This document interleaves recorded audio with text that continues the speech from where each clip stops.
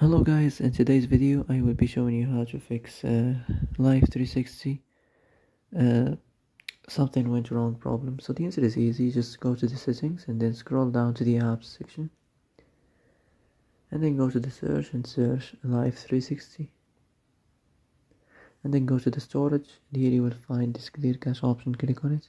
Now you can go check it if it worked, and if it didn't you can try to restart your phone or turn the Wi-Fi off and on, or the Bluetooth or the airplane mode.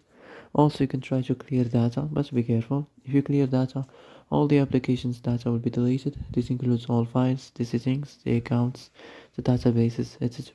So be careful if you want to clear your data. And that's it for today's video.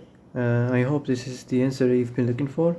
If you like this video, don't forget to like and subscribe, and see you in the next video.